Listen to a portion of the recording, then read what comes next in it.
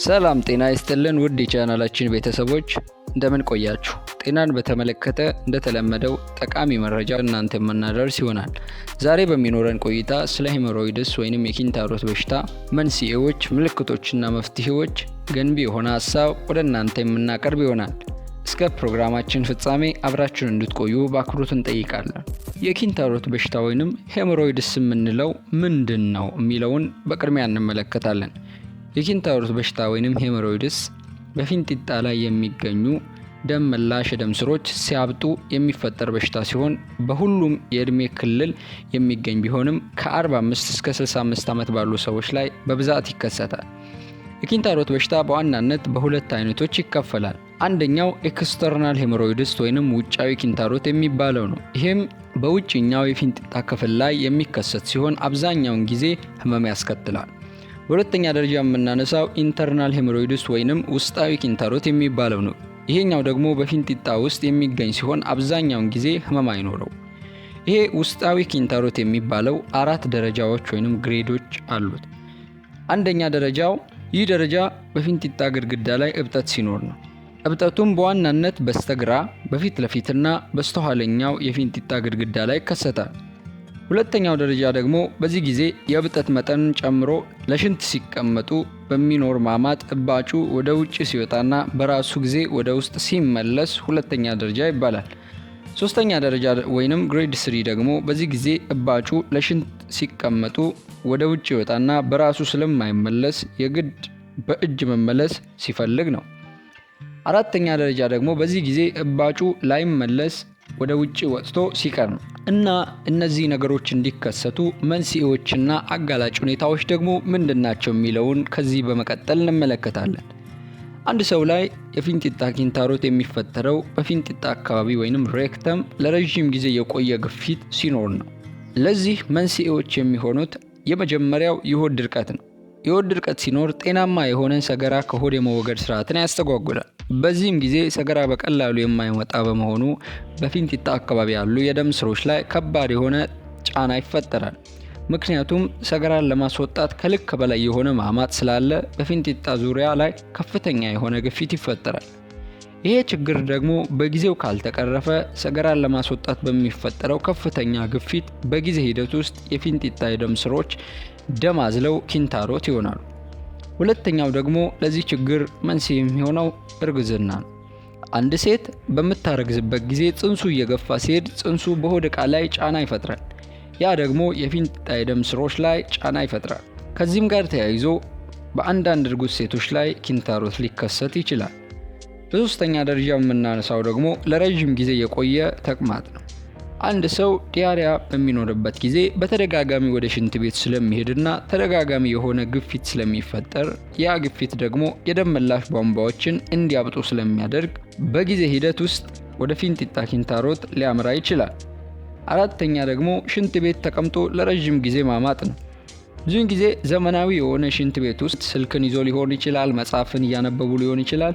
ለረጅም ጊዜ በዛ መቀመጥ በፊንጢጣ ዙሪያ የሚፈጠረውን ግፊት ረዘም ላለ ጊዜ የሚቆይ ስለሚያደርገው ከጊዜ በኋላ ኪንታሮት እንዲጀምር ያደርጋል። ኪንታሮት ካለበትም ደግሞ እንዲባባስ ያደርጋል። በአምስተኛ ደረጃ የሚነሳው ደግሞ እድሜ ነው። እድሜያችን እየገፋ ሲሄድ በፊንጢጣና በፊንጢጣ ውስጥ ያሉ ደም መላሾችን የሚደግፉ ቲሹዎች ሊደክሙ ስለሚችሉ ሄሞሮይድ የበለጠ ሊከሰት ይችላል። በስድስተኛ ደረጃ ደግሞ የምናነሳው ምግቦች ናቸው። ስኳርና ጣፋጭ የበዛባቸው ምግቦች፣ የአሰር ወይንም ፋይበር መጠናቸው ዝቅተኛ የሆኑ ምግቦች፣ የስጋ ውጤቶች፣ ተብላልተው የተዘጋጁ ምግቦች፣ ገለባ የሌላቸው ምግቦችን ማዘውተር አንድ ጤናማ የሆነ ሰውን ለተደጋጋሚ የሆነ የሆድ ድርቀት ሊያጋልጡ የሚችሉ ናቸው። ከዚህም ጋር ተያይዞ ደግሞ ኪንታሮት እንዲጀምርና እንዲባባስ ያደርጋሉ። ከነዚህ በተጨማሪ የሚጠቀሱ ሌላ መንስኤ የሚሆኑ ነገሮች አሉ። እነሱም ከመጠን በላይ የሆነ ውፍረት፣ በተለይም ቦርጭ ሲኖር፣ ከስራ ባህሪ ጋር በተያያዘ ለረጅም ሰዓት መቀመጥ፣ ሾፌሮች፣ ሲንጀር የሚሰፉ ሰዎች፣ ሌላው ደግሞ የፈሳሽ እጥረት መኖር ለሆድ ድርቀት ከዚያም ጋር ተያይዞ ለሚመጣ ችግር ያጋልጠናል።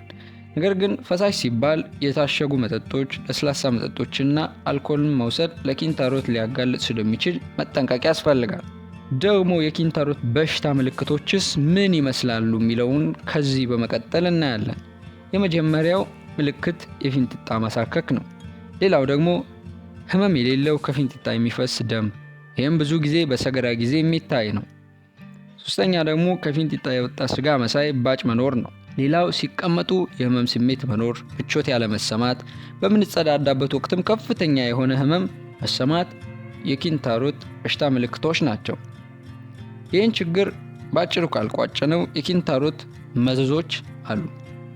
እነርሱም ደግሞ የኪንታሮቱ ውስጥ የደም መርጋት ወይንም ትሮምቦሲስ እና ከፍተኛ ህመም፣ ሌላው መዘዝ ደግሞ ወጥቶ አለመመለስና መበስበስ ወይንም ኒክሮሲስ፣ ሌላው ደግሞ ይዞ ሊመጣብን የሚችለው መዘዝ መመርቀዝ ወይንም ኢንፌክሽን ሊፈጠር ይችላል እና መግልም ሊቋጥር ይችላል። ይሄ በጊዜው ካልታከመ ይዞብን ሊመጣ የሚችለው ችግር ነው። ሌላው ደግሞ ሰገራን አለመቆጣጠር እንደዚሁም ከኪንታሮት ጋር ተያይዞ ሊመጣብን የሚችል ሌላኛው ችግር ነው። ከዚያም በተጨማሪ መጨረሻው ደግሞ የተለመደ ባይሆንም የደም ማነስም ሊያስከትል ይችላል፣ ምክንያቱም የደም መፍሰስ ስለሚኖር እና መፍትሄውስ ምንድነው? ህክምናው ምን ማድረግ ይኖርብናል? ሚለውን ደግሞ ከዚህ በመቀጠል የምናይ ይሆናል። የኪንታሮት በሽታ መታከም የሚችልና የአኗኗር ዘይቤ ላይ ለውጥን በማድረግ ልንከላከል የምንችለው ነው።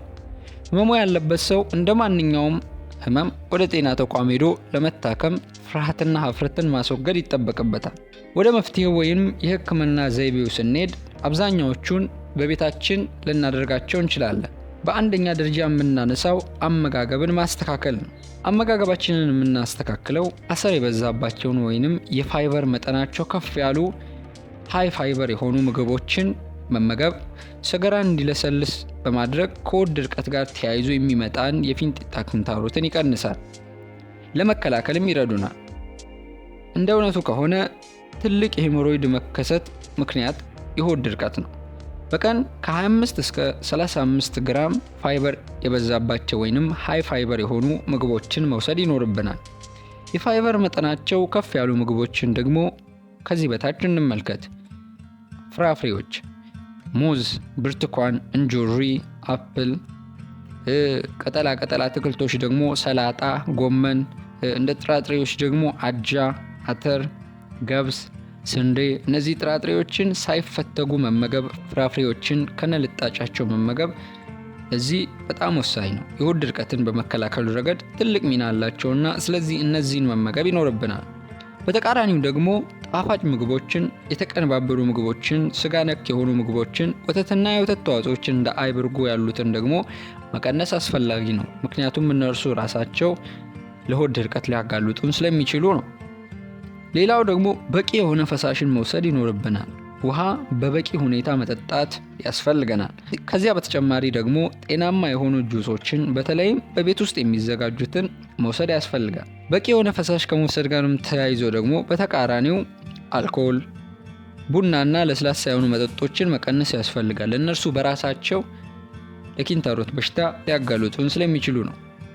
ሌላው መፍትሄ ወይንም ህክምና የበረዶ ጥቅልን መጠቀም ነው።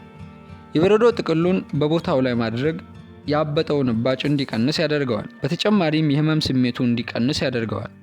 ምንም እንኳን ህመም የሚቀንስ ቢሆንም ከ10 ደቂቃ በላይ ልንጠቀመው አይገባም። ምክንያቱም በቅዝቃዜው ምክንያት በፊንጢጣችን አካባቢ ያሉ ሴሎች ሊሞቱ ስለሚችሉ የበረዶውን ጥቅል ከ10 ደቂቃ በላይ መጠቀም አስፈላጊ አይደለም። በሶስተኛ ደረጃ ደግሞ እንደ መፍትሄ ሀሳብ የምናነሳው ለብ ያለ ውሃ መጠቀም ወይንም በሙቅ ውሃ ውስጥ መወሸቅ ስቲዝ ባዝ የምንለው ነው። ይህም በቤታችን ሞቅ ያለ ውሃ በባዝ ወይንም በባልዲ አድርጎ ከ10 እስከ 20 ደቂቃ ለሚሆን ጊዜ በዚያ ውስጥ መቀመጥ በቀን ውስጥ ለ2 ወይንም ለ3 ጊዜ ያክል ማድረግ ያለውን የመቆጥቆጥ ስሜት እንዲቀንስ ያደርጋል። ይህን በምናደርግበት ጊዜ ደግሞ በውሃ ውስጥ ጨው በማድረግ ብንዘፈዘፍ የበለጠ ጠቀሜታ ይኖረዋል። ሌላኛው ደግሞ የመጸዳዳት ስርዓታችንን ማስተካከል ነው። ከዚህም ጋር ተያይዞ ሽንት ቤት ለብዙ ሰዓት አለመቆየት ወይንም አለመቀመጥ፣ ስንቀመጥ ደግሞ ወደፊት ዘንበል ብሎ መቀመጥ፣ ሰገራን ለብዙ ሰዓት ይዞ አለመቆየት ወይንም አለመቋጠር፣ ሁሌም ከተጸዳዳን በኋላ ደግሞ በንጹህ ውሃ መታጠብ፣ ሌላው ደግሞ ሸካራ የመጸዳጃ ወረቀቶችን አለመጠቀም። እነዚህ ከመጸዳዳት ጋር ተያይዞ ሊመጣብን የሚችለውን ችግር እንድንከላከል ወይንም ችግሩ ተፈጥሮ ከሆነ እንዲቀንስልን ይረዱናል። ከዚህ ባለፈ ምልክቶችን ሲያዩ ወደ ሕክምና ተቋም በመሄድና ሐኪም ማማከር ያስፈልጋል። የኪንታሮት ህመም አብዛኛውን ጊዜ ከአኗኗር ዘይቤ ጋር የመያያዝ ሁኔታ ስላለው በመሆኑም ችግሩ ሲያጋጥመን በመጀመሪያ መፈተሽ ያለብን እሱን ነው። ሁኔታው ተከስቶ ከጸናብን በሕክምና የተለያዩ መድኃኒቶች ሊታዘዙ ይችላሉ። ይህን ሐኪሞችን በማማከር ማድረግ ይጠበቅብናል። የጤና ችግሩ እየተባባሰ ከሄደ ደግሞ እስከ ቀዶ ጥገና የሚያደርስ ሕክምና ያስፈልገናል።